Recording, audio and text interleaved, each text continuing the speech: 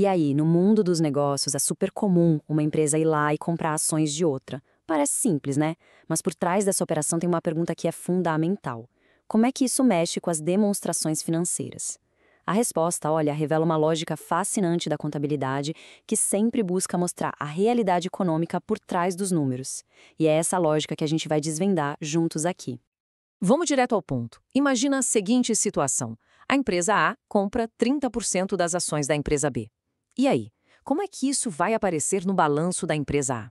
Vai ser só um ativo financeiro parado ali ou vai ser algo mais vivo, que reflete os altos e baixos da empresa B? A resposta não é única, não. Ela depende de um fator que é decisivo. E esse fator, a chave que destrava todo esse quebra-cabeça contábil, pode ser resumido em uma única palavra: poder. É isso mesmo. Não é só sobre ter as ações, mas sim sobre o nível de influência ou de controle que uma empresa passa a ter sobre a outra. É esse poder que vai ditar todas as regras do jogo. Para a gente entender como o poder dita essas regras, nosso roteiro vai ser o seguinte. Primeiro, a gente vai analisar a questão do relacionamento e como a contabilidade classifica isso. Depois, vamos ver os dois métodos principais que nascem dessa classificação, o do custo e o da equivalência patrimonial. Aí, a gente vai mergulhar num tópico mais denso, a decomposição do preço que foi pago, entendendo o que é ágio e mais-valia. Na quarta parte, vamos conectar tudo isso com outro tipo de ativo, as propriedades para investimento, só para reforçar a lógica. E por fim, a gente amarra tudo no mapa mental. Começando então pela primeira parte, a questão do relacionamento. Por que isso é tão importante? Porque antes de fazer qualquer conta, a contabilidade precisa entender a natureza do poder de uma empresa sobre a outra. Não é só uma transação financeira, gente. É o começo de uma relação econômica. E a contabilidade precisa dar um nome para essa relação para poder contar a história dela do jeito certo.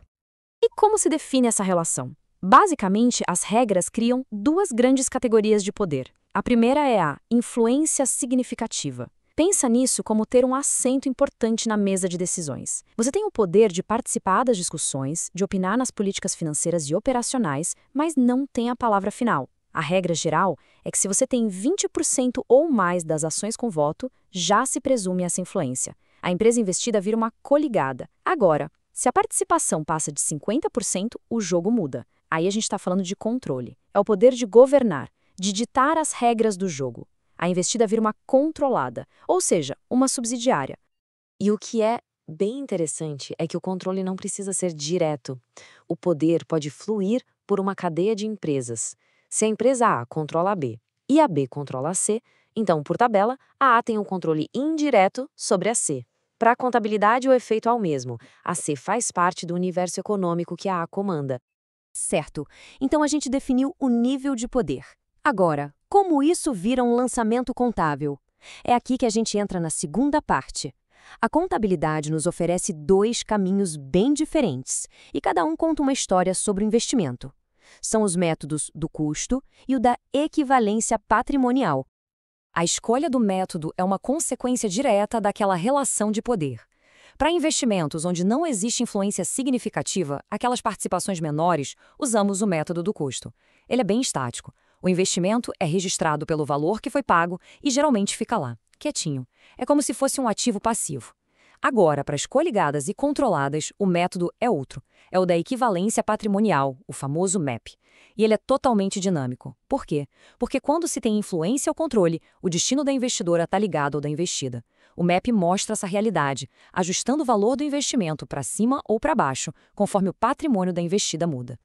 Uma ótima analogia é pensar o seguinte: pelo MEP, a conta de investimento lá no balanço da investidora funciona como um espelho. Ela reflete a participação nos ativos líquidos da outra empresa.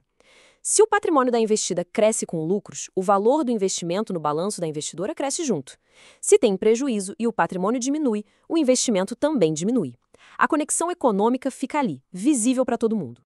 E isso nos leva a um dos pontos que mais gera confusão, um erro bem comum na hora de ler um balanço.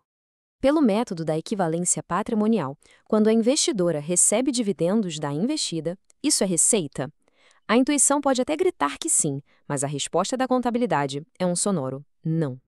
A resposta é não, e a jornada do dividendo mostra direitinho o porquê. Vamos acompanhar o fluxo, passo a passo. Primeiro, a empresa investida gera um lucro, digamos, de 100 mil. Segundo, a investidora que tem 30% já reconhece a parte dela nesse lucro, ou seja, 30 mil. Esse reconhecimento aumenta o valor do investimento dela no balanço. A receita já foi registrada nesse momento. Terceiro, a investida decide distribuir uma parte desse lucro como dividendos. E agora vem o passo crucial, o quarto. Quando a investidora recebe o dinheiro, o caixa dela aumenta, claro, mas o valor do investimento no balanço diminui exatamente na mesma proporção. Foi só uma troca de um ativo por outro. O direito sobre o lucro que estava no investimento virou dinheiro no caixa. Simples assim. Agora, vamos para a terceira parte e colocar uma pimentinha do mundo real nessa história. É muito raro o preço pago por uma empresa ser exatamente igual ao valor que essa participação tem nos livros contábeis da investida. E essa diferença, esse prêmio pago a mais, precisa ser explicado. Para a gente entender o que foi comprado, o preço de aquisição é dividido como se fosse um bolo de 3 camadas. A primeira camada, a base, é a participação no patrimônio líquido da empresa, o valor de livro. A segunda camada é a mais-valia. Pensa num prédio que vale 10 milhões no mercado, mas está registrado no balanço da empresa pelo custo antigo de 2 milhões. Essa diferença de 8 milhões é a mais-valia. É um valor real, de mercado, mas que não estava no livro. E a terceira camada, a cobertura do bolo, o que sobra lá em cima, é o goodwill, ou ágio por expectativa de rentabilidade futura. É o preço pago pela marca, pelos clientes, pela sinergia, por tudo aquilo que não se pode tocar, mas que faz a empresa valer mais. E cada camada desse bolo contábil tem um tratamento diferente. O patrimônio líquido é a base, que vai mudando com o MEP. A mais-valia, como está ligada a ativos concretos como aquele prédio, ela é amortizada, ou seja, a despesa dela é reconhecida ao longo da vida útil do ativo que a gerou. Já o goodwill é outra história. Ele não é amortizado porque não dá para dizer qual a vida útil dele. Em vez disso, todo ano a empresa precisa fazer um teste de impairment, que é tipo um check-up para ver se aquela expectativa de lucro futuro ainda faz sentido, ou se o investimento perdeu valor e precisa de um ajuste. E se acontecer o contrário? E se o preço pago for menor que o valor justo dos ativos? Isso se chama compra vantajosa. É como achar uma pechincha. A contabilidade entende que a compradora já teve um ganho logo na aquisição, e essa diferença é reconhecida na hora como receita. É um evento raro, mas muito bom para quem compra. Até agora, falamos de investir em outras empresas, mas as companhias também investem em ativos físicos, como imóveis. E aqui a lógica central que a gente viu de que a intenção dita regra continua valendo e de um jeito até mais claro. Vamos analisar isso na nossa quarta parte, falando sobre propriedades para investimento. Isso só reforça como funciona o raciocínio contábil. O critério-chave aqui é a finalidade. Qual a intenção da empresa com aquele bem? O mesmo imóvel pode ter 3 classificações contábeis diferentes. Se for a sede da empresa ou uma fábrica, é um ativo imobilizado. Se a empresa é uma construtora que fez o prédio para vender, ele é estoque. Mas, se o mesmíssimo prédio é mantido para gerar aluguel ou só para esperar o mercado valorizar, ele é classificado como propriedade para investimento, ou PPI. E aqui vai um detalhe prático que ilustra isso muito bem.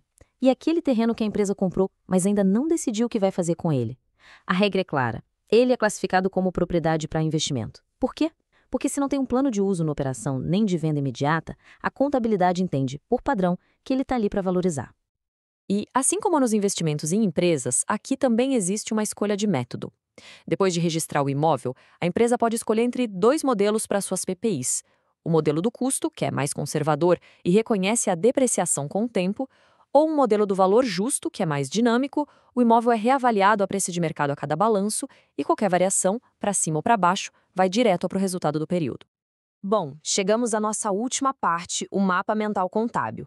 Agora é a hora de a gente juntar todas essas peças e visualizar o fluxo de decisão que a contabilidade segue para registrar um investimento. Essa árvore de decisão aqui resume tudo. O ponto de partida é sempre a natureza do ativo. Se o investimento é em outra empresa, a pergunta-chave é sobre a influência. Sem influência, caminho do método do custo.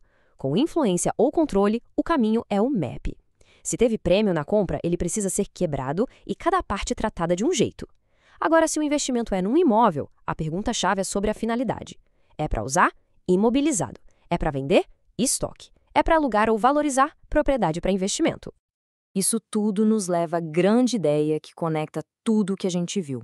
Em contabilidade, principalmente nessa área de investimentos, o relacionamento, a intenção e o poder é que definem a regra do jogo. A regra não é aleatória, ela busca refletir a realidade econômica por trás de cada transação. E para a gente terminar, fica uma reflexão. Com essa lógica toda em mente, qual decisão contábil que antes parecia complexa ou meio sem sentido agora ficou mais clara? No fundo, a contabilidade é a linguagem dos negócios, e o objetivo dela é contar a história econômica por trás dos números.